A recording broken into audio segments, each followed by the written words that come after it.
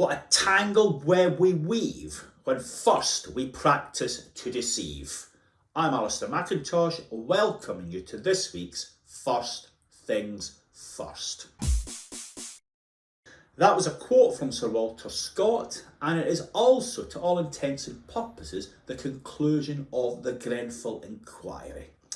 At the end of it, Richard Millett, leading counsel to the inquiry, showed a slide which was a spider's web, in his words, showing all the participants blaming each other for faults.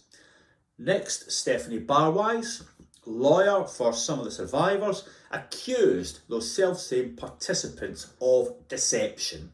So it really was on all fours with that Sir Walter Scott quotation.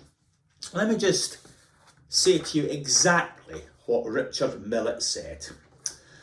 There will have been many times in the evidence when I don't doubt that you will have been struck by how many witnesses thought that something was somebody else's job but never bothered to check. That is the tale of so many problems we see, isn't it? Folk always think it's someone else's job.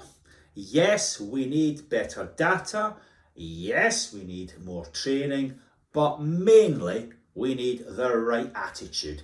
We need completer finishers who leave no stone unturned in getting the job done. And it's not easy.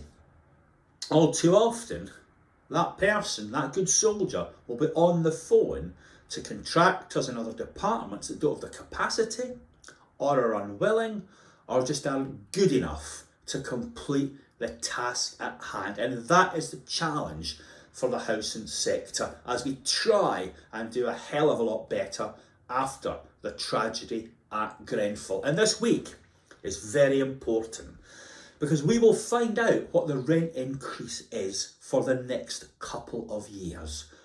Obviously, tenants aren't in a position to pay a lot more, and I have seen some horrific suggested hikes in service charges, which are completely unsustainable for residents, however justifiable they are for the bills coming in to the landlord. It simply won't wash.